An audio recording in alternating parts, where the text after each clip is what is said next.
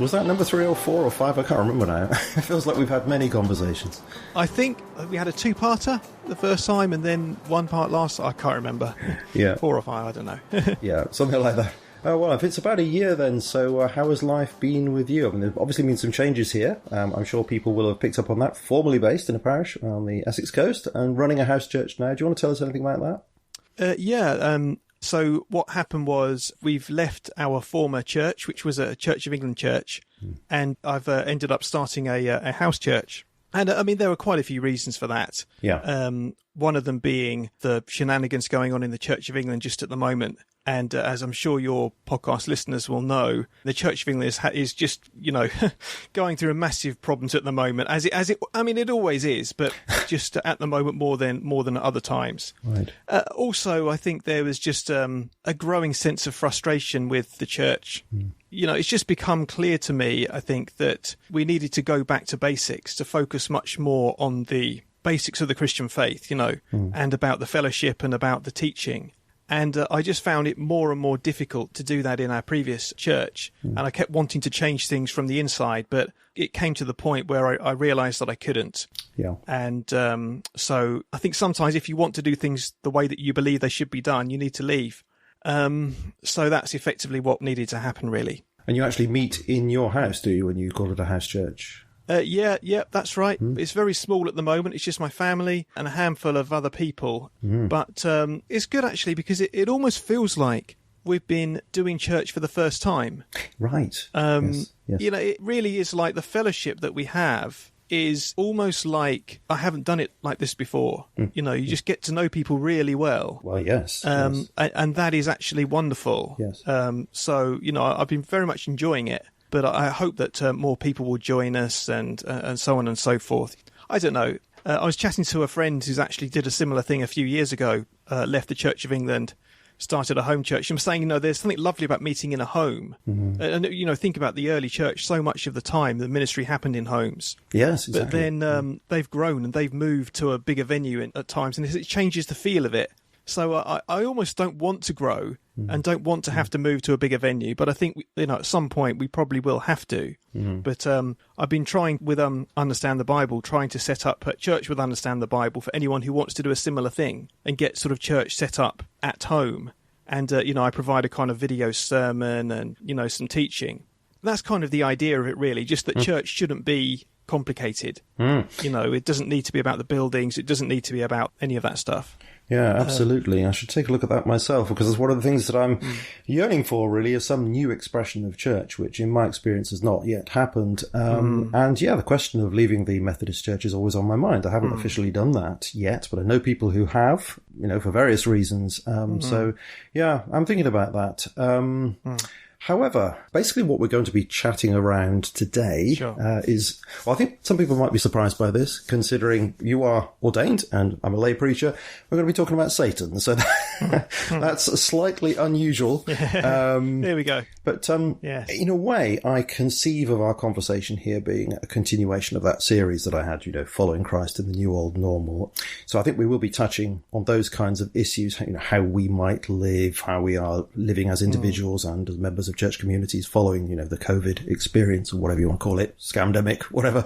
But the focus for our conversation, as I say, is going to be on this character of Satan, because as you said in some of your recent podcasts, there's been this sense with a lot of people that real evil has been obvious over the last few years that can't really easily be explained away in sociological terms or just the actions of individuals. There's something bigger going on, something more coordinated that itself can't necessarily be explained in terms of grand conspiracies either, unless, of course, maybe we're talking about grand conspiracy on a spiritual level. We can get into that. All right, now you started, or at least my experience of you talking about this subject hit me when you put out a video called "Is the Church of England Institutionally Satanist?" I had to watch that one. Very provocative title, but I think in doing that, you flag it up so that we'll pay attention to what you're saying, and actually you do raise some very serious questions. Yeah. I think you were going to call it something else, weren't you? We call it, is Justin Welby a Satanist or something? Oh, yeah. Yes, is Justin Welby a Satanist? But I think the institutionally Satanist one was probably probably more appropriate. Yes, absolutely. Okay, and you used an example, a BBC article. Anyway, do you want to tell us what you're getting at with that? Because it does sound over the top, but I think you make some very important points. Yeah, the BBC a few weeks ago did a profile of the Church of Satan in America, which, it's been around for some years, but is now growing in popularity. It's sort of an official organisation now. And they interviewed people involved. They interviewed some of the folks who went to this. It was a convention, I think, that they were interviewing people at. And it just struck me that so many of the opinions that they had were what we might call today maybe woke, or the sort of liberal progressive. It's hard to put a word to it, but if I use the word woke, let's just say, to encompass, the transgender thing, the LGBT, the COVID as well. They were all wearing masks in all of the pictures and everything. So it just seems like it's almost this very religious set of opinions. So if I call that woke, and that's what the Church of Satan were doing. So then I compared that with the Church of England, with certainly with comments which were made by Church of England bishops. So not necessarily the official position, but comments which actual bishops have made, like, for example, the end of life, euthanasia, or assisted suicide. The former Archbishop of Canterbury, George Carey, has spoken out very positively and impassionately about assisted dying, in support of it. And the Church of Satan also were very supportive of assisted dying. Abortion, that Sarah Mullally, the Bishop of London, she's a bit wishy-washy, but she was, I think, the head of the Royal College of Midwives, I think, before becoming ordained.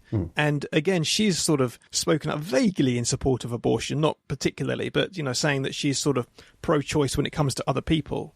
And if you go through the list, especially when it comes to transgender and pride, which has been in the news lately, the Church of England bishops and the hierarchy, it's indistinguishable from the Church of Satan, the differences of opinion.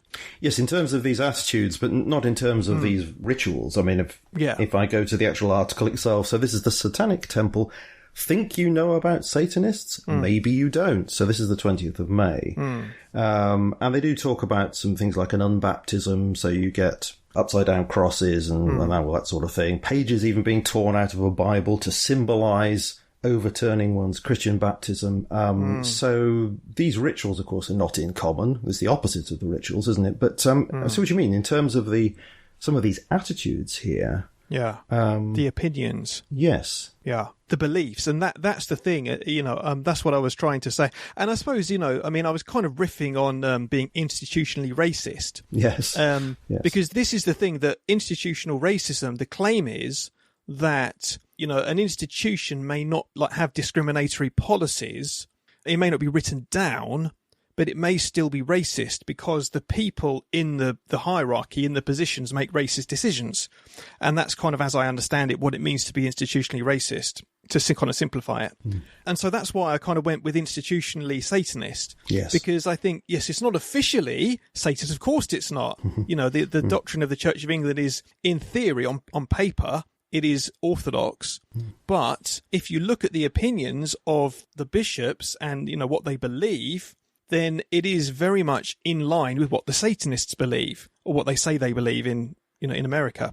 Yeah, so this is interesting, isn't it? Because what you're not saying is that the Church of England is practicing Satanism. You're absolutely not saying that. It seems to me that you're saying is that there are some aspects of the Church of England that are buying into a progressivist ideology, or we might call it a religion, just as it seems these so-called Satanists are also buying into some aspects of this woke ideology. It's like something in common here, something that's going on in the culture, and both of these traditions, if you like, are buying into this. And I say that because this is not theistic Satanism here, is it? In fact, they don't even believe in Satan. They say that this is just a symbol for beliefs that they have. So, in a way, I feel like it's just a way of embracing these woke ideas, but doing so by borrowing the name of Satan from Christian theology, doing so to sort of, well, they say they're not trying to upset anybody, but I can't quite believe that they're not. That some of them are not trying to upset people, cause a stir. Yeah, I just see it as both sort of buying into this common ideology. Yeah, I mean, I suppose what I was thinking is it's just telling that the people who claim the name of Satan are buying into the same ideology as the Church of England bishops. Whether or not they believe in a literal Satan, they are nonetheless, in some ways, taking that from the Christian tradition, from the Bible, from the understanding of Satan, and saying, well, this represents freedom, this represents, and they're pinning to that mast all of that stuff about, freedom and LGBT and progressive religious values. And it's the same. That's right, because they're not actually taking on board the biblical Satan very much at all, are they? Because, if you look at what actually Satan does in the scripture, I don't associate him with compassion and freedom and acceptance and science and all this stuff. So, yeah, exactly. They're just taking this vague idea and they're using that to dress up all these beliefs that they have. Yes, it's sort of taking an idea that originated in Christianity and running with it. Sort of like Tom Holland says about wokeism, actually. It's sort of a complete distortion. Yes. Yes, and because there are people protesting against them and all this sort of thing, and I'm not sure that's perhaps the best way of going about things. But I came across an article very recently, July the 8th, by a guy called Brandon Smith, writing in altmarket.us, and he writes, because this is American-based, but nevertheless, it echoes here, American churches are eerily silent when the country needs them most. And he speaks as somebody who is not a Christian. He says he had a relatively marginal Christian upbringing. His relationship to organised religion's always been to meet it with scepticism, but nevertheless, he recognised that the churches, there's something wrong with the churches in just going along with these kinds of things. He says, so when I hear a deafening silence among Christian churches when it comes to the political and social climate today, this is coming from someone who is not quick to call for theocratic intervention. But he then says, how about the sudden rise of Unitarian and progressive groups making a mockery of churches and co-opting Christian ceremonies to include woke propaganda, LGBT Marxism and moral relativism? Where is the organised response from Christians on this development? The woke cult is creating their own religion by hijacking the religions of others. He doesn't think it's because they want to find inner peace. He says because they see the church as a centre of power and they want a piece of the action. And he goes on and on about this, this. Where is this mass call for Christian churches to reject the woke invasion? And he's obviously very concerned about this, and he is somebody who isn't actually a Christian, who can see that we should be doing something about it, and we don't seem to be. Yeah, I mean, I think it's been interesting here how the non-Christians have seen things more clearly, I think, than the church. I mean, we could be here all day if we talk about the reasons for that, all day and all night and all week. That's one of the reasons, actually, why I started Sacred Musings, because I suppose when the lockdown first hit, I was completely shocked, I suppose, by how readily the church closed its doors and then didn't stand up against, the vaccine mandates, and has just completely gone along with the establishment on everything, pretty much. And there have been so few Christian leaders who stood up. Yes. I mean, my instinct is that a lot of my friends, would be against some of the aspects of woke culture. Like, for example, with LGBT, they would say, well, marriage is between a man and a woman and, maybe against transgender. So they would see that as wrong. But I think that a lot of people sort of compartmentalize it without necessarily seeing that it comes as a package. Right. And that actually, I think what we are witnessing is not just isolated and individual things happening. Yes. But this sort of the authoritarianism of the lockdowns. Yes. It's all related. I totally agree with you. In fact, he says it in this article. He says, woke is a vehicle, a mask for a greater monster, and it is being forced into the public consciousness. I think he's absolutely right. I don't think it's just isolated things, as you say, happening. In fact, I picked up a really interesting quote from Eugippius. So you are aware of Eugippius' blog, aren't you? Yes, I read his some of his Substack. Yes. I'm not sure this is a complete explanation here, but I think it's really, really... Let me just read this, because this really struck me. He says, our states elites are some of the most powerful and overextended in history. No system has been so well positioned to impose its vision of politics and culture on its subjects ever before. A few weeks ago, I wrote about the political mechanics of the Rainbow Revolution, but the all-consuming interests of Western politicians in ethnic and sexual diversity surely admits of other interpretations as well. You could say that there is an eagerness to confine human variation to those areas of least concern to the institutional apparatus, and thus to, quote-unquote, celebrate or actively promote all those diversities which are of least consequence to the administrative ideal. Modern states actually want highly uniform, undifferentiated populations, and they hope to confine personal expression to sexual, ethnic, and consumerist spheres. And I think he summed up a lot of it there. It's actually in the interests of power to get us all divided against each other, to be concerned and obsessed about these things which actually on the wider scale don't actually matter all that much. And then we're not looking at what power is doing. It makes a lot of sense to me.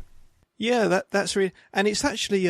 that ties in with something which a friend of mine was telling me about the other day, that they sent their daughter to a primary school. I won't say which one, obviously, but a local primary school.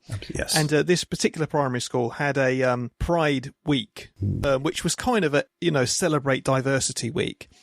And bearing in mind that my friend is visually impaired, is registered blind, he's been visually impaired since he was a teenager. So he has, of course, an interest in, when it comes to diversity, in disability. Yeah. Things are often terrible for blind people and visually impaired people, yes, and so on. And yet, disability was not mentioned once in this Educate and Celebrate Diversity Week. It was instead entirely about basically LGBT and how children are assigned gender at birth and all of that sort of rubbish. Yeah. And it is exactly that, isn't it? It's not with the purpose of promoting diversity in the proper sense of diversity. It's about a certain tick box set of diversity. It's the BBC diversity. Maybe diversity of skin colour, but to a man, they all have the same opinion. Yes. That sort of diversity. Indeed. Yeah, I mean, I've picked up a lot of reasons why this kind of thing might be going on. I read a book, well, I am actually in the middle of reading a book by Joanna Williams called How Woke Won, which sounds a terribly negative title there, although she does talk about how we might be able to push back on this. She calls it the elitist movement that threatens democracy, tolerance, and reason. And as you said, I think we've been picking up on some of this in the last 3 years, haven't we? Yeah, very much so. So just picking out some of those things, although I'm not saying all these points come from Joanna Williams' book by any means, I thought it would be useful to mention some of this. I mean, I've already mentioned about fostering division, so there's a sort of divide and conquer, we're opposing each other rather than looking at any powerful bad actors. But it's also clear to me that this wokeness nudges increasing acceptance of censorship, because people are encouraged more and more to become hypersensitive to so-called hate speech, which might mean little more than something that upsets you, and to accept the cancellation of people who spread so-called misinformation, disinformation, malinformation, all of which is basically defined by those in power. So this all helps to persuade people to love censorship, for their own safety, of course.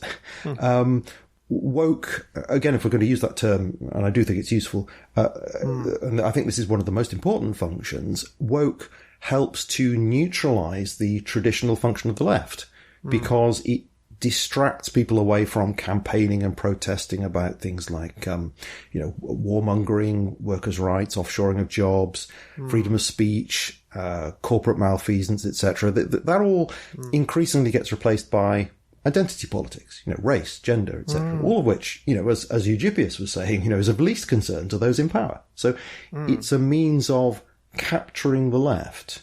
And, whatever you think about the left, it does historically have a function in the balance of power. And connected with that, it gives a way for massive corporations, including, like big pharma, big ag, even arms manufacturers, to get people on their side, so that there will be less criticism of what those businesses are doing. If they can dress themselves up in rainbows and parade their diversity credentials, well, they can carry on selling their bombs or whatever with less opposition. I also think that woke is useful to governments in terms of propaganda against more conservative geopolitical rivals like Russia and Iran, etc. And we know that the CIA has a history of that sort of thing, using cultural and artistic propaganda during the Cold War through its Congress for Cultural Freedom. And, looking forward, and I think this is going to be increasingly important as a motivation for elite power to use ideas like these, it basically allows power to co-opt the less powerful. There is huge dissatisfaction brewing over poor prospects, living standards dropping, artificial intelligence taking jobs, a life on universal basic income to look forward to. Therefore, if you can co-opt people now, particularly the young, so that they align with power instead of opposing power, then you've gone a long way towards controlling the future. As things get worse for people. So, I'm sorry to have gone on so long, but I do see that elite power has many motivations to use this kind of agenda. Yeah. That's how I see it. And maybe I'm being over-conspiratorial, but, I see these things. I think it's tempting to look for a grand theory about what's behind this. I mean, I suppose if I might go back to the original topic of evil and Satan and so on, looking for a reason why this is happening, I think a lot of people fall down on this because I don't think there is necessarily one reason. Sure. That everyone will have their own agendas. And I think ultimately it is just that expression of evil and the lie in the world, isn't it? Which doesn't necessarily have a rhyme or reason to it. It's just against the truth, against what is right and righteous, what is just. And that it is just gaining the ascendancy. It's kind of why I suppose different groups who have different interests will nonetheless coalesce around this kind of woke stuff because it seems to serve all of their interests. Exactly. About power and the money and so on. That's right. So I wasn't bringing up any of these particular examples as the main reason.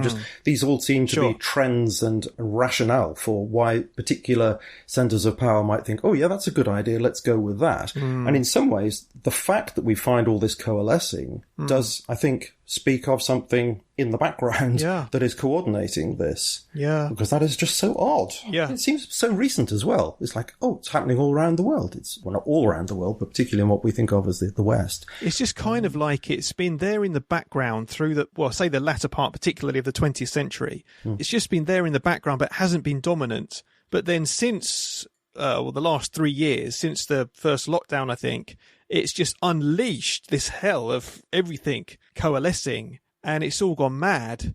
And then I think it's the actual face of it perhaps is more clear, whereas before it was happening in perhaps different institutions, different groups, gradually worming its way through.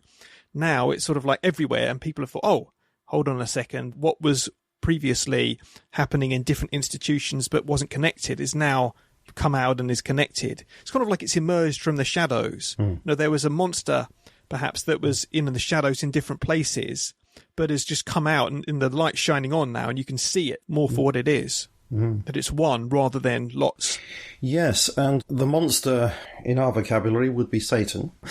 So Indeed. We're looking at a sort of spiritual headquarters, as it were, to this conspiracy, if you like, leading the world away from God's purposes, which I think is more coherent than just trying to say, it's the communists or it's the Jesuits or it's the Jews or whatever. None of that has ever made sense to me. Yeah. So to see this as a spiritual thing that's happening and fits very much with what the Bible says, and when we look at the end days with the appearance of the Antichrist and all this we've talked about before, that all makes sense. We could see that on the distant horizon. So perhaps we should talk about this character, Satan. Let's chat about him, it, them, whatever. How would you go into this subject? Oh, gosh. Name? What does Satan mean? What's that even? Indeed, yes. One of the interesting things that I found when this is going back some years now, I was talking to a friend who was an atheist, but who was from a Jewish background. And I talked about Satan and I mentioned about the Garden of Eden and about the snake. And she said, oh, no, it's just a snake. The Jews believe it was just a snake. And I thought, oh, okay. Really? How strange. Huh. So that is the thing, that Satan doesn't have a name in the Garden of Eden. In going back to the beginning, it is just a serpent who acts in what we now come to associate with and understand as Satan, acts in that way, but is not even given a name. That's very odd. I was expecting her to say something deeper than that because I've been influenced by the work of Dr. Michael Heiser, who sadly has passed on. I don't agree with everything he said by any means, but a tremendous amount of information that is really illuminating. And one of these illuminations is to do with the role of the serpent and how maybe we have misread. We're reading it with 20th century eyes, 21st century eyes, Western eyes, and we're not seeing that maybe the serpent actually isn't just a snake, but maybe is a snake in the story in its fallen sense when it's been cast to the ground, but before that was some sort of spiritual being, and maybe we'll come on to that, which I find very, very interesting. But I mean, the name Satan itself just means something like adversary, doesn't it? Or somebody who opposes. Yes, it's a Hebrew word, I think, which means the adversary. There are various names for Satan. The word devil comes from the Greek, I think, diabolos, which means the accuser. So the adversary, the accuser. I mean, if you put those two words together, that would sort of sum up in the Bible, I think, what Satan is and what he does. Yes, that's right. So the adversary, we get that clearly in the book of Job, don't we? So he's the adversary. He goes to God and asks permission and then gives Job a hard time. So we've got Satan, we've got Diabolos. There are others as well. It's Beelzebub, Prince of the Demons. Prince of the Demons, We've got the enemy, the evil one, Belial, I don't know how you pronounce that. Adversary, deceiver, great dragon, father of lies. I noticed all these down. Murderer, sinner. But these all seem to be talking about the same individual, don't they? I think that is the implication. I believe that when Jesus talked about evil and Satan, it seems to me that Jesus intended there to say that there was one adversary, one devil, one Satan, and perhaps other demons who were under the sort of the control of the one. It goes back to a house divided against itself cannot stand. That was his point there, that if Satan is divided, he cannot stand. So there are two sides. There have to be two sides. There's God and what is good, and there is Satan and what is evil. And it's not like you can have a third side. That wouldn't make sense. So yes, there are just the two opposing. Finding the words is quite hard, isn't it? That's probably why there are so many. Indeed, yes. Actually, I have found, before the interview, I said there was a little passage from Revelation that knits a lot of these terms together very helpfully. Because, people can listen to a conversation like this and say, well, how do you know all these are talking about the same beings, Yeah. But here in Revelation 12:19, we're taking the Bible as authoritative here, so John writes, "And the great dragon was cast out, the old serpent, called the devil, called Satan, who deceives the whole world. He was cast into the earth, and his angels were cast out with him." So you've got a lot of those terms there knit together. Are you sure that's Revelation 12:19? Because may not be. Looking it up now, Revelation chapter 12 only has 17 verses, according to my... what did I say, 19? Bible Gateway. Revelation 12:9. Oh, there we go, that's it. Yeah, the great dragon was hurled down. I've got so many numbers. I've got numbers all over the place here on my notes. There's trouble with these biblical references. Yeah, so we've got great dragon, we've got old serpent, which must, of course, refer back to the snake, as it were, in the garden. The devil, that's Diabolos. The Satan, that's the accuser, who deceives the whole world. So as far as the New Testament is concerned, this is the same character who seems to be in charge of these evil forces, including demons, Beelzebub, Prince of the Demons. But I suppose I still have the question as to what Satan actually is. It's often held, isn't it, in theological circles, particularly evangelical theological circles, that he's a fallen angel. And I kind of go along with that. I don't think of angel, of course, as some being with a body and wings and looking like anything. No doubt that could appear as anything to somebody who apprehends it. That's another matter, but I'm not sure they look like anything in themselves. But I find it difficult to establish, by looking at the scriptures, that Satan actually is an angel, although it's clear to me that Satan is a powerful spiritual being, who is opposed to God and has fallen in some way. Because, they're messengers, aren't they, angels? He seems to be more than a messenger. Yeah, that's all the word means, in fact.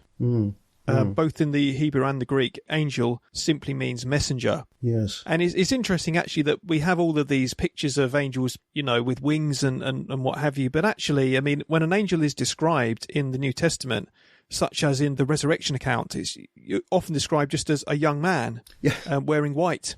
Yes, not a little girl. Yes, with blonde hair. Yes. Yeah. Yes. But I think the spiritual aspect of things is possibly the more important one. The physical appearance, it doesn't really, it's neither here nor there, really. Yeah. I think a lot of people get hung up on Satan as being, a red guy with horns, and, it's all of these caricatures from art and from cartoons and what have you, probably to Satan's delight. Made people think that Satan is just a child's cartoon or something like that. Yeah. Like a parable, like Santa Claus or something. But actually, the spiritual existence, the existence of beings who are beyond, transcend what we can see and hear with our senses, I think is actually fundamental to the Christian worldview. And I think that's what we can sort of see with the world, isn't it? That, evil is beyond, the way that evil seems to be coming beyond that which we can understand just kind of rationally. Yeah, well, let's move to the side. I'll come back to the character of Satan or the accuser in a moment. But you were saying about this is sort of central to Christianity. Well, there are people who would say, well, no, it isn't. I think a lot of people who were influenced by the more modern theology, let's say in the 1950s, 1960s.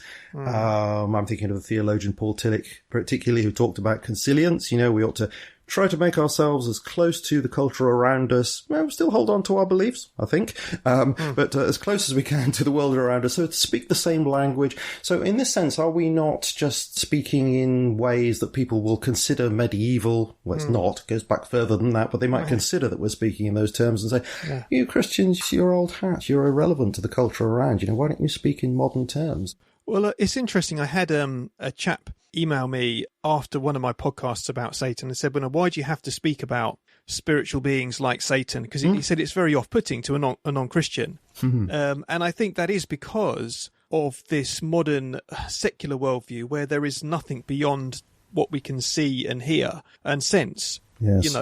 It's this scientific worldview that everything now has been decoded into scientific fact. And it's sort of naturalism, even if people wouldn't use that word, naturalism, which is the belief that all that exists is the natural world. That is it. There is nothing sort of transcendent. And what I think I would say is it doesn't matter if people don't believe in it. We are seeking the truth. And, truth has never been determined by what is popular. And absolutely. Exactly. So the culture around us could change again. So we could wed ourselves to a more naturalistic way of looking at things. I don't know how you would do that as a Christian, but at least we could strip away some of the things that we consider to be less important and then find that the culture shifts again and we're those old-fashioned modernists. That could so easily happen. And in fact, I see that process already beginning to some extent. I'll go back to Stand in the Park. Some of the people I speak to there, if you mention angels or the devil, they're not Christian believers. Fine. They already believe in multi-dimensional beings, etc. So to some extent, this kind of language meets them in the, as it were, the postmodern world. So we're thinking in the 1960s terms and saying, we've really got to change what we're doing to fit the 1960s. And I think we're up a gum tree. And, I think we shouldn't forget that in the early days of the church, Christians were sometimes called atheists because they only believed in one God. Yes. They didn't believe in the Greek pantheon or Roman pantheon of gods. They just believed in one God, Father, Son, and Holy Spirit. And so in that culture, of course, they were probably saying, well, why don't you believe in more gods? All you need to believe is these gods plus your God as well. And the Christians were saying, no, there is only one God. So Christianity has never been determined by what the culture believes is acceptable. And I think it's interesting that your friends from Stand in the Park are on board. And I can vouch for that as well with people. To give you an example from in a different sphere, and when I've done funerals, for example, the things that people tell you that they believe, naturalism is very far from most people's experience, I think, even if what they believe is sort of more folk religion, as we might call it. There are very few actual hard sort of naturalists around. Yes.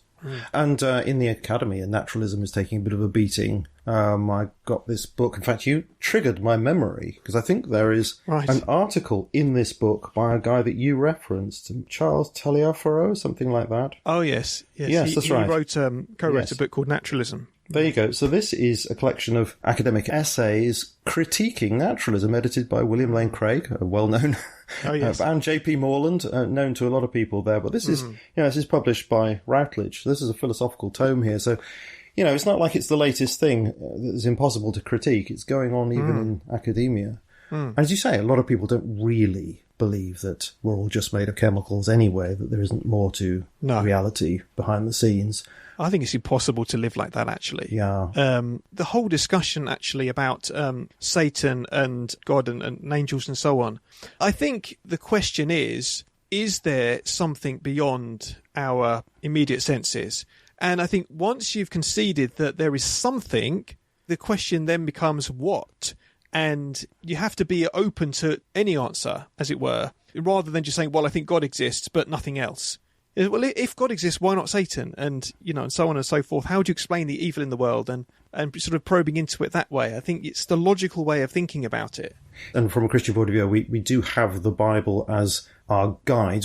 We believe that God has given this to us as a revelation, indeed, that is authoritative for us. Okay, we still have to interpret it, etc. But it's not like we can put it aside and say, well, this is just one resource amongst a lot of others. No, this is central. Oh, yes, very much so. I mean, if I'm going to be quite honest, I don't like the idea of there being any other spiritual beings around than God. Yeah. I don't really like that, I don't really see the necessity for angels. I feel the need of some kind of Satan figure to exist to explain spiritual evil. Maybe I'll share an anecdote with you from my own experience. But all these other things, thousands of angels worshipping God and all, in some ways I'd rather that wasn't the case, but I don't think it would be consistent of me to say, oh, well, I'm just going to reject that in the Bible, unless I've got some really good reason to interpret that in a different way. But I don't feel that I have. I have to take those on board, unless somebody can provide me with a way of interpreting that. But no, I have to accept that they exist because I accept that source of authority, and I have reasons for that. And obviously we could discuss that. But yeah, I mean, I have shared with people before on this podcast, so I'll just quickly share with you that I did have a very unpleasant experience, which I still have no other explanation for other than a spiritual oppression experience. It was in Basingstoke, and I was doing teacher training, and I went to the house of somebody who was also doing teacher training, and we had a great conversation, had a meal, and then we were just in the lounge late at night, and he, in the middle of this conversation, because we were touching on spiritual things, he said, oh yeah, and by the way, I used to be a witch, and my mother used to be a witch, we were into black witchcraft, and started telling me, and I'd never had an experience like it before or since. I felt like I was being pressed out of consciousness, a real sense of fear. His face seemed to change, like the cliched different face appearing. I experienced that. Although I know his face didn't change. That was a very strange thing. With my physical eyes, I knew he didn't change, but there was this sort of interpretation. And I felt there was a chance that I would be pressed out of consciousness and die. So I spoke in tongues at the top of my voice. And the reason why I did that was because I couldn't form the words to say anything. I was almost no longer conscious. And that broke the spell, as it were. And then I was shaking for hours. We walked around Basingstoke while I was physically shaking. Weeks after that, I had to keep the light on when I went to sleep. And people have said to me, oh, well, it was, psychological experience. Okay. But is it reasonable of me, given what I know, let's say, from the Bible, for me to conclude that that's what that was, when it goes against every kind of psychological experience I've had before, and I have reason to think maybe that was an experience, especially in that context, talking about that subject as well. Yeah.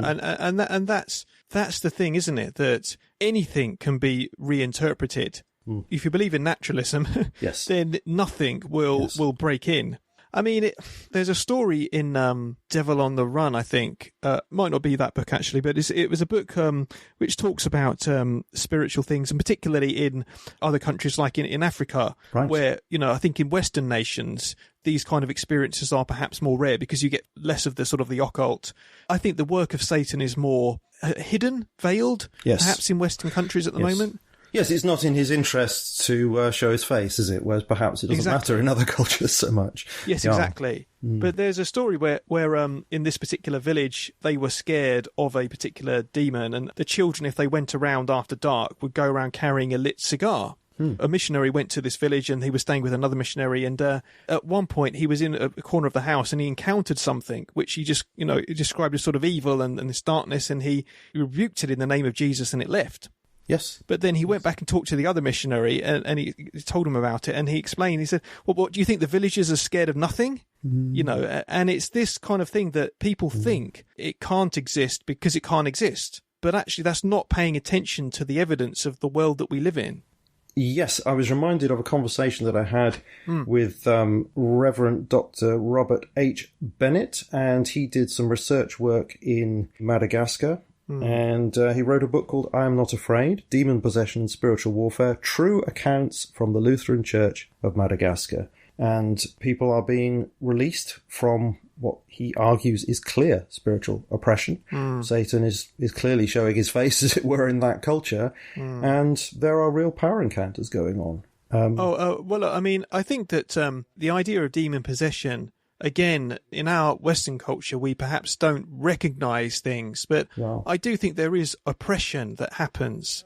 I can maybe even think of people who I know who I wouldn't say were demon possessed, but certainly there was an influence there of evil, this being deceived, this blindness, this kind of fog, if you like, and running away from God, running away from the truth. And I think it's desperately sad. But, you know, again, people have this idea of demon possession as being like foaming at the mouth and, you know, going mad and slashing yourself and or like The Exorcist, you know, something like that. Yes. But actually, it's far more mundane than that and far more sinister for that reason. It's not, you know, some kind of out there thing which happens in a few crazy places or in, you know, but it's actually that, you know, the God of this age has blinded the minds of unbelievers. It's that blindness, that influence which is there, which is maybe not scary in one sense, but actually deeply troubling in another. You know, it's very real, and we mustn't discount these things as just being something that happens in other places like Madagascar or whatever.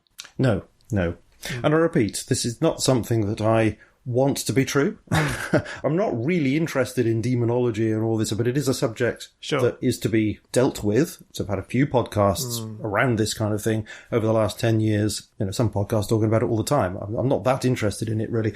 But I do think it is important, you know, if we're going to say this is one of the things that we believe, to establish who this character is. And it seems to me quite clear that this is a fallen spiritual being. I would loosely call this an archangel. I'm not sure it ever could be pinned down as such, but maybe, you know, this is semantics. I don't know, you know. But two passages in Scripture have always struck me as significant. And having heard Dr. Michael Heiser, God bless him, speak about this, the relevance of these passages seems even clearer to me. They're very obscure and difficult to talk about, but I find it now that I can't look at Genesis 3 and the snake in the garden without thinking there's more to it, that the people who actually created the final form of Genesis 3 were thinking more than we modern Westerners actually realise. Could we discuss around that just for a few minutes? So I turn to Ezekiel 28, verses 1 to 19. So this is an oracle and then a lament about the ruler of Tyre, the prince of Tyre, or king of Tyre. And it's clearly about that person, but it uses an analogy, sort of heavenly analogies, sort of sarcastically really, to describe this person and then talk about the fall of this person. But that analogy is something, you know, it's coming from somewhere. And clearly there is Genesis 3 type material in there. And there is also, this is what Michael Heiser argued, and who am I to disagree? It seems reasonable to me. Cosmic rebellion motifs from Canaanite ideas, which is not to say those then become canon, those become scripture, but, you know, that those are informing the analogy that Ezekiel is drawing upon. And they maybe tell us something, therefore, about how Genesis 3 might be in people's minds at the time, you know, at the time of the final form of Genesis 3. So let me just read this, all right, so just a bit of it anyway. So Ezekiel 28:1 starts, "The word of Jehovah came again to me," that's Ezekiel, saying, "Son of man, say to the ruler of Tyre, so says the Lord Jehovah, because your heart is lifted up and you said, I am a God." Immediately see a Genesis 3 connection there. "I sit in the seat of God in the midst of the seas." All right, now he claims there's some sort of terminology there that's a bit Canaanite. "Yet you are a man, not God, though you set your heart as the heart of gods. Behold, you are wiser than Daniel. All secret things are not hidden from you." So this wisdom the serpent in the garden was wise. With your wisdom and with your understanding, you've made riches for yourselves and worked gold and silver into your treasures. By your great wisdom, by your trade, you've multiplied your riches. Your heart is lifted up because of your riches. Therefore, so says the Lord Jehovah, because you have set your heart as the heart of gods. Behold, therefore, I'll bring awesome strangers of the nations, and they shall draw their swords against the beauty of your wisdom, and they shall defile your brightness. That's strange, your brightness. And then it goes on into this lament. So this is verse 11. And the word of Jehovah came to me, saying, Son of man, lift up a lament over the king of Tyre, and say to him, So says the Lord Jehovah, you seal the measure full of wisdom and perfect in beauty. You have been in Eden, the garden of God. You know, the king of Tyre has never been in Eden. So there's some weird analogy going on there that's clearly drawing on Genesis 3. And then there's all these jewels that are mentioned, which maybe reference something to do with priesthood. Every precious stone was your covering, the ruby, topaz, diamond, beryl, onyx, jasper, sapphire, turquoise, emerald, gold. It goes on and on and on. And then it says in verse 14, you were the anointed cherub that covers, and I had put you in the holy height of God, where you were. You have walked up and down in the midst of the stones of fire. Again, Heiser says that's Canaanite imagery there. And here we've got the anointed cherub that covers the, well, what? This certainly brings up images of covering the Ark of the Covenant. And there's a connection here between the fall in Genesis 3, but this anointed cherub, is this the fall of Adam? He argues, no, this isn't the fall of Adam. He's talking about the fall of this being that becomes the snake and becomes the serpent. I cast you to the ground. Now, to support this, he also says that what's going on in Genesis 3, he calls it a triple entendre, sort of playing on words. So we have the serpent, which is ha-nakash. He says it can mean three different things. It can mean the serpent. Yeah. As a verb, it can mean to divine, you know, like, and then somebody who practices divination would be the noun of that way of using that word. But it also can be an adjective, to shine. And it can be used as shining one. It has all those connotations there, the shining one. Even the word seraphim also can mean burning and is used of serpents as well, fiery serpents. So there are lots of these suggestive things that maybe there's more going on in Genesis 3 than we usually realise. And maybe some of this stuff that's in Ezekiel and indeed in Isaiah, which has some very similar things here, should be informing how we read that. So that may be the fall of Satan, indeed, that's going on. Yeah. Interesting stuff. I think one of the problems, I may say problems, but the features, shall we say, of prophecy, you always get this in Scripture, is that usually there's more than one thing being referred to. And in fact, actually, just on my Bible study I was doing on Understand the Bible the other day, from Isaiah chapter 7, it's a passage which we often have at Christmas. Yes. Which is, the virgin will conceive and give birth. Now, that's quoted in Matthew's Gospel as referring to Jesus. But if you read it in context, it is a sign for Ahaz, King Ahaz. And it looks, reading on through Isaiah, it is actually Isaiah's own son who is the sign. Yes. And I think this goes to what biblical prophecy often does, which is you get what scholars call typological fulfillment, which is there will be a type. So obviously, I think Genesis chapter 3, Satan is the type. But then through Scripture, you get people acting in satanic, if you will, satanic ways. It made me think actually of 2 Thessalonians chapter 2, which just says, 2 Thessalonians 2 verse 9, the coming of the lawless one will be in accordance with how Satan works. And I think that's so important, is actually perhaps not necessarily thinking about specifically who Satan is in terms of, is he a fallen angel, but how does he work? You know, the prophecy against the king of Tyre, I think they are saying, you know, there was a type and that the king of Tyre is acting according to that type, which is sort of satanic or serpent-like, right. Perhaps. Yes. So, you know, setting yourself up saying, I am a god, I am in his place, I am wise, you know, rebelling against him. I suppose that's why those comparisons are being drawn, is saying there is a type there and this is how you are acting according to that type. Yes. And I suppose it sort of goes back to that differentiation that, as we were saying, that there being two sides. Which type are you acting according to? To the godly type or to the satanic type? And at the end of the day, I guess there are only the two. Yes. Yes, I can see why Ezekiel has done that as a way of imaginatively having a go at the King of Tyre.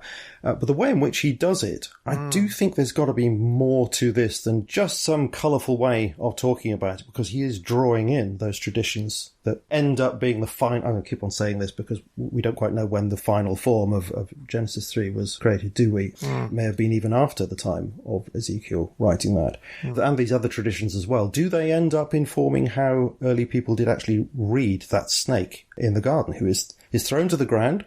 What was he before? Did he have legs before? I mean, it's kind of the wrong question, I don't think it's describing anatomy. I think it's symbolic of a fall that is happening there, from a position of wisdom to one of being judged, along with humanity being judged as well. Sort of being cast down in pride. Cast down, yes. Being cast down, yes, that's right. And we see the same sort of thing in Isaiah. It's a smaller passage here. It seems to be tapping into the same kinds of ideas as Isaiah 14, so 12. So this is talking about King of Babylon here.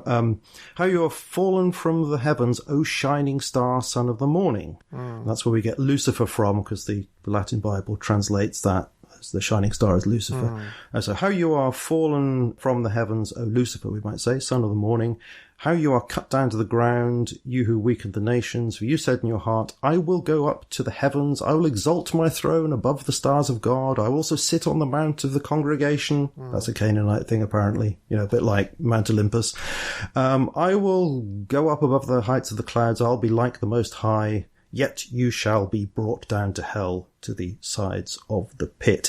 It's not just talking about a king. It's drawing an analogy with something grander, bigger than that. Yeah. Our ancients, when they're looking at Genesis 3, thinking about that kind of thing. Well, this question goes back a long way. I was looking at blogs about this, and I found a link to Origen way back. Wow. The 3rd century here, 2nd, 3rd century. It's a little quote from him. This is from his De Principiis, all right? I'm not saying he's an authority. I'm just saying this kind of possibility goes back a long way. So he says, most evidently by these words is he shown to have fallen from heaven, who formerly was Lucifer, and who used to arise in the morning. For if, as some think, he was a nature of darkness, how is Lucifer said to have existed before? Or how could he arise in the morning, who had in himself nothing of the light? Nay, even the Saviour himself teaches us, saying of the devil, Behold, I see Satan fallen from heaven like lightning. So he seems to be taking that as an indication of the fall of Lucifer.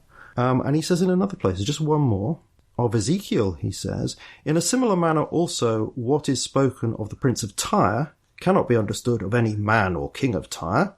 And then he says of the Isaiah passage, and how could we possibly accept as spoken of a man what is related in many passages of Scripture, and especially in Isaiah regarding Nebuchadnezzar, for he is not a man who is said to have fallen from heaven, or who was Lucifer, or who arose in the morning. So that's going on in his mind. So is it a window, perhaps, onto how we should be looking at Genesis 3? I do wonder. Yeah, and it's sort of interesting that this passage here, Isaiah chapter 14, is similar to the Ezekiel passage in that it is addressed to a king, but it seems to draw on language which is grander.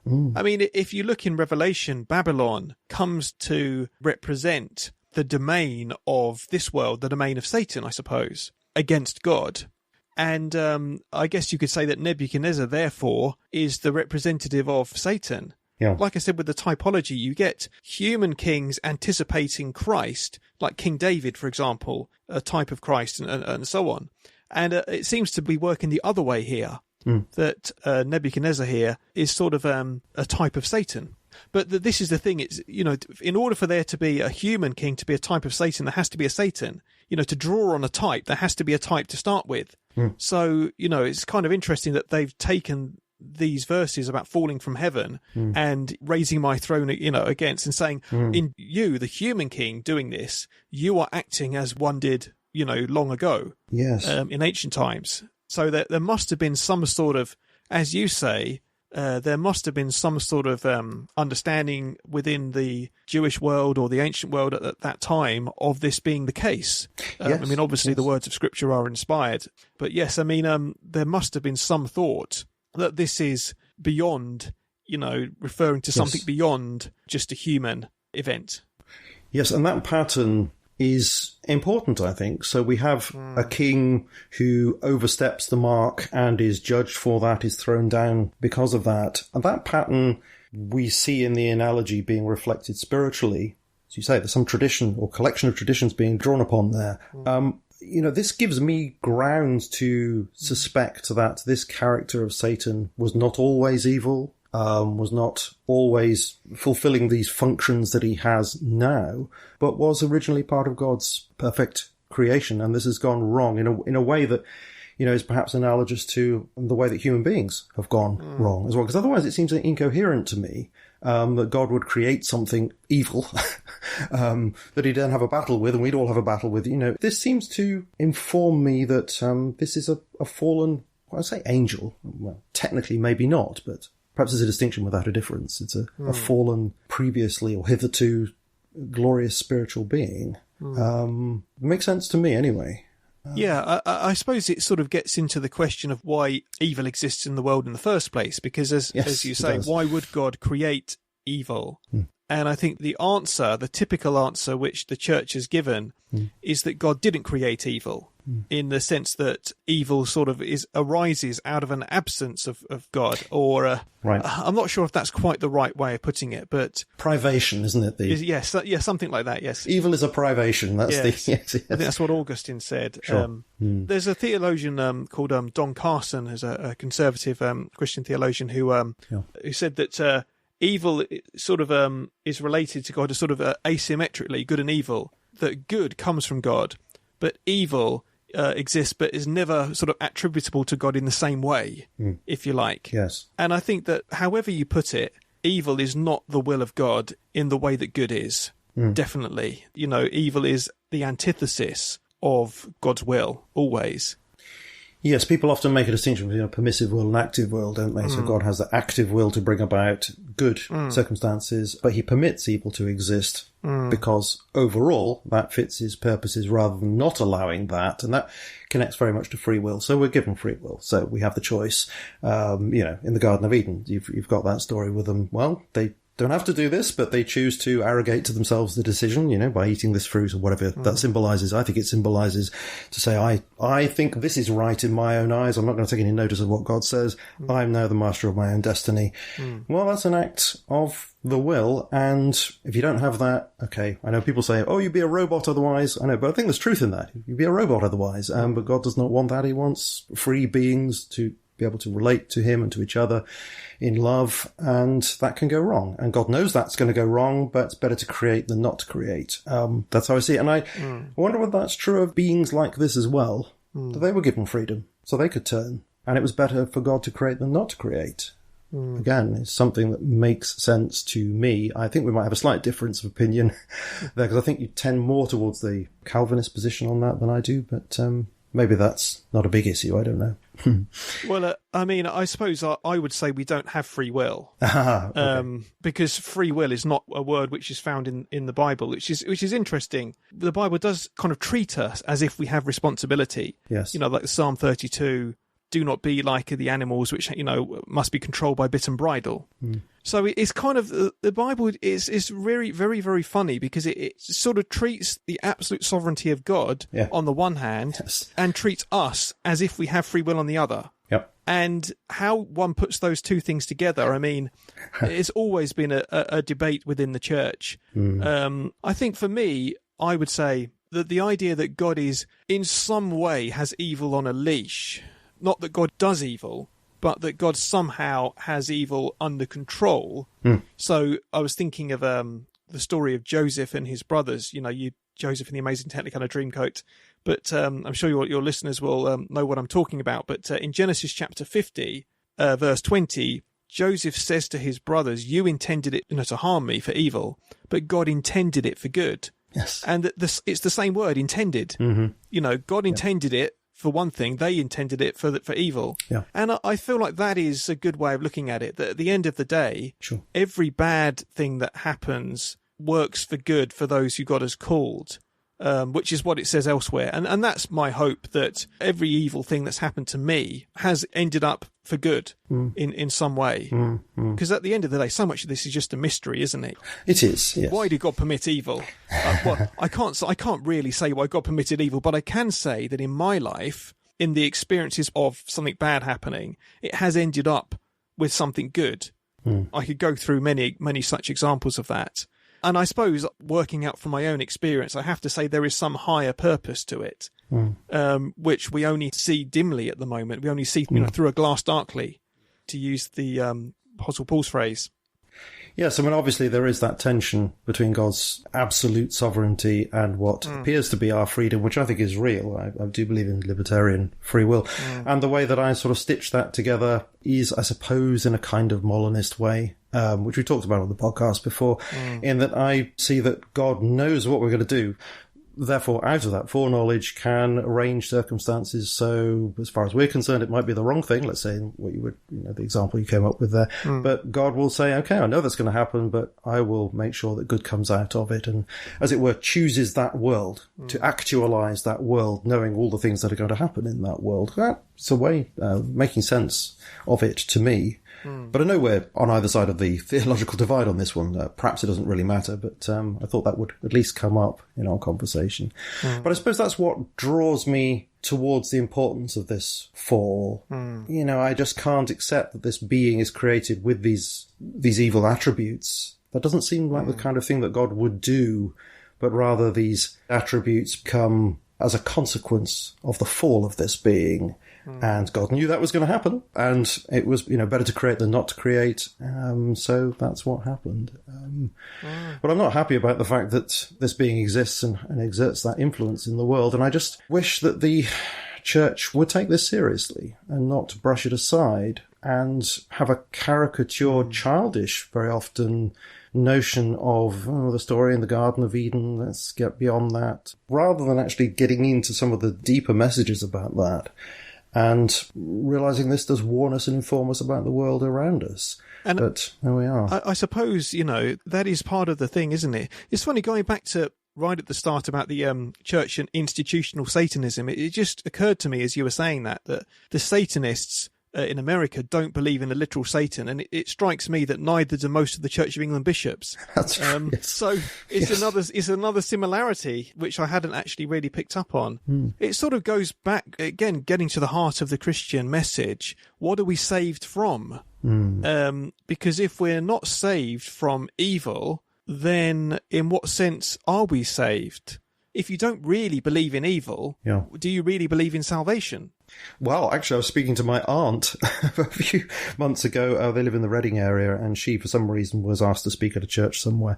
And she said her bit, and then a lady came up at the end and said, well, very sorry, thank you for what you said, but we don't talk in terms of salvation here. And my aunt was just, she was dumbfounded, really. Yeah. I don't think she really understood where that lady was coming from who had said that to her, but I'm not sure I do, but I do wonder whether that church has become so liberal that they don't even think in those terms anymore. I've heard that sort of thing before, but not quite so bluntly. So bluntly, exactly. Yes. Yeah, and that's pretty naked, isn't it? Yeah. Are you aware of that a classic book by J. Gresham Machen, Christianity and Liberalism? I'm not, no. It was published, I think they just had the 100th anniversary of the book, I think possibly last year. But he was a scholar at Princeton, I think, in America, a Christian minister, and he wrote this book, Christianity and Liberalism, that argues that liberal Christianity, and of course, back then, liberal Christianity was sort of in the ascendancy from Germany, the higher criticism and so on and so forth. That was very much what they were engaging with. It sort of morphed a little bit today. But he argues that they're separate religions. Right. That liberal Christianity is not Christianity. So hence, you can say, well, we don't talk about salvation because we've got an alternative religion.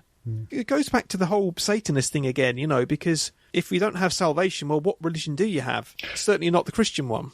Yes, and I suppose if you don't have the Christian one, but you still have some of these Christian terms historically hanging around in your tradition, in your building, you could then start to make those words mean different things. And I've got an example here, coming back to the woke thing. I came across this, a sparkle service. This is allegedly at a Lutheran church. Right. Well, okay, so I've seen this. So there is somebody doing this.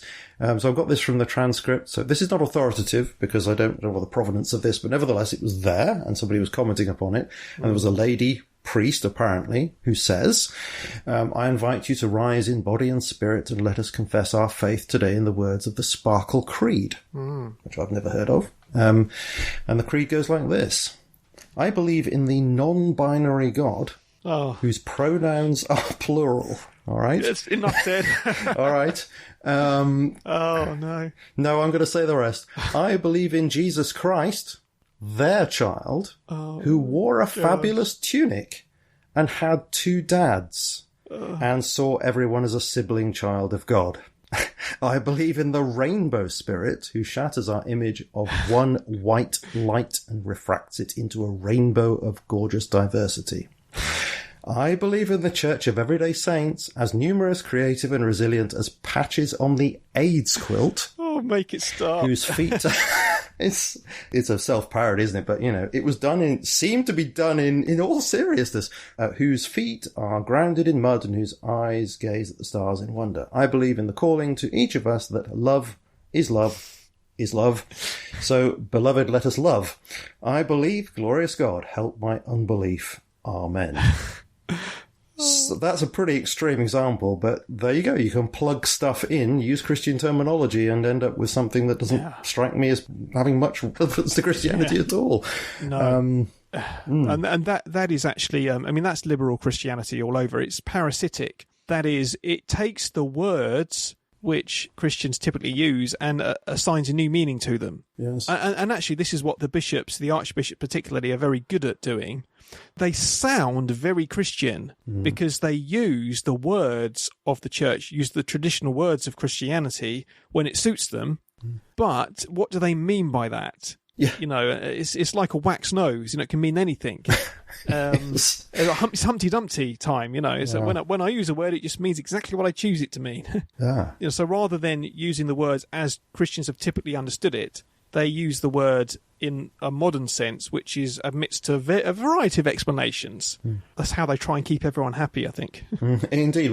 And then very difficult to know how one could turn the juggernaut round in such a situation. You've got the bishops at the top wearing 2 masks, etc. Was it right that Justin Welby actually did that, or was it a meme? I'm not sure. I think at one point there was a picture of him wearing 2. I'm sure there was. Going over and above to show his woke credentials. Yeah, so can you turn this great big tanker round? The amount of momentum it has seems to be vast. You've walked out of the Church of England. I've effectively walked out of the Methodist Church. I technically still have a membership, but looking elsewhere, as I've said many times before, for an alternative expression of Christian faith. It's not non-binary and plural and 2 dads and all that. That's it. Yeah. That's an very, very extreme, of course. But it is, yeah. But nevertheless, being so crazy, one wonders whether we're going to see more and more of that sort of thing. So when we left our church a few months ago, we thought, well, what should we do? And we just felt like there wasn't a church that we could go to because every church around here had capitulated to the lockdown mentality. Yeah. Around there, we have to say, don't we, that there are churches that didn't. Yes. So, not talking about them. We're talking about a trend, a disturbing trend. Yes, that's right, yes. Yeah. And we just felt like the only option was actually to set up something different. So rather than going to another church, we felt like, well, it was better to actually set up a new church at home. Yes. So although it would be small, in our home, in our front room, rather than in a building, dedicated building or what have you, it was church. And my experience over the last few months has been actually, like I said to you earlier, I feel like we've done church like we haven't done it before. Almost like we've been doing church for the first time, really. And personally, I feel like that's more the way that things are going to be going, rather than trying to change the direction of an oil tanker. Yeah. And something which is, I suppose, a lesson that I think I've learned over the last year or two is that, we can't put faith in institutions. And it's interesting you say about leaving the Methodist Church, because, a while back I read a biography of John Wesley, how God used Methodism to sort of renew the Church of England. But now Methodism has just gone down the same road, by and large. In fact, perhaps is to some extent further down that road in various ways. And you think, how did a movement that started out with John Wesley preaching in the fields, preaching to miners, preaching to, the common man, and preaching the gospel, preaching the message of salvation, how did that kind of solidify into Methodism, which then has just slidden down the same liberal road as the Church of England and many other denominations? I think that's what institutions do. I think you're right. Institutions solidify. Yes. And it worries me that I'm seeing more and more people now saying that the only option is the Catholic Church, the Roman Catholic Church. It's like we've gone back to the Reformation. The Catholic Church, I think, since Vatican II have been more open to other expressions of the Christian faith, like Anglicanism. I've seen more and more people, like Eva Vladingerbrook, recently became a Catholic, and she has been saying, that it's the only way of standing up against all the woke stuff. And I think, actually, the Church is not an institution. The Church is not equivalent to any human institution. The Church is the people of God. And that is what stands at the end of the day. Yes, I wouldn't criticise anybody who decided to do that for those reasons or whatever, but I agree with you that that's not going to be the answer, that we all suddenly decide to become Catholics and then find that maybe even that starts to go in strange directions. But I think we see this problem with institutions all over, don't we? It's not just the Christian Church. We've seen it with the medical establishment. We've seen it with academia, with publishing, with journals. And people like Brett Weinstein, who I seem to be quoting more and more these days, saying, look, there's a rot that the pandemic revealed to us, the so-called pandemic. It diagnosed the problem. Well, it's a problem that's not just in Christianity. It's all over the place. I think Abraham Kuyper, the Dutch Reformed theologian, I think he was also the Prime Minister of that's right. Dutch Prime Minister for a time as well. So, amazing to have a theologian and Prime Minister. But he distinguished the Church as institution and the Church as organism.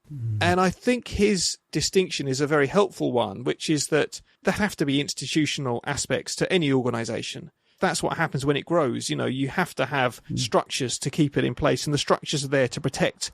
But the structures have to be there to protect the organism. That's what I think has come undone. The structures have taken over the organism. So there is life in the Church. There is still an organism there, but it's dying. Yes. And I think that you could say the same thing about some of it, like government, for example. I've been looking into who wrote the treatise on government, John Locke. It's saying that the government is the people. Yes. The government is not separate from the people, but government is the people. Where we are now is so different to that. Government is an institution now. Yes. I think we need to go back to, these institutions just becoming organic and becoming the organism again, where there is health, rather than the institution, which is just decays and dies and which just becomes hollowed out. Indeed, and is being increasingly wedded to various elitist powers. Government itself, how much is that now a corporate entity? And maybe that's part of the reason why everything has capitulated, because institutions can be captured. Yes, exactly. Perhaps more easily than an organism. If you think about General Synod, for example, General Synod been meeting the last few days to discuss the business of the Church of England. But, General Synod, what relationship does General Synod have to Jesus and to the gospel? And you think, well, it doesn't have any really at the moment. And that is the problem, that the institutions can become completely divorced from the purpose of the organism. Yes, thank you. The word was capture. Thank you very much. That's exactly what I was after. Captured. Exactly. Yeah. Yes. So I suppose in a way this vision, this symbol of John Wesley is quite a good one to keep in mind, to break away from institutions if you feel the need to do that in your particular situation, and to try something new. I know we've said this before a number of times, but it does seem to be the direction of travel, and something that you are experiencing, and something which Stephen Buckley, who spoke as well in this series, experienced during the pandemic, so-called pandemic. Yeah. Quite how that's going to work out in my own life, I still don't know, but I still have this feeling that it has to. I can't see any other way, and surely God is going to do something along those lines. He's doing it with you. Yeah. But he's going to do it with me in some way at some point. Yeah. Anyway, it's been a very, very interesting conversation, as usual, Phil. Thanks very much for coming on again. Thanks, Gonna have to draw it to a close because I've got to go and get our little one from school. Oh, yeah. But yeah, always a great pleasure to speak to you. Very, very thought-provoking stuff. And thank you for the work that you're doing on YouTube and elsewhere to provoke these thoughts. Certainly wouldn't have come across the idea of, is the Church of England institutionally Satanist? A lot of thought. But as I say, it was a rhetorical flourish on your part, but a very, very useful one because it did allow one to think in ways that I hadn't quite thought about before. Not quite like that.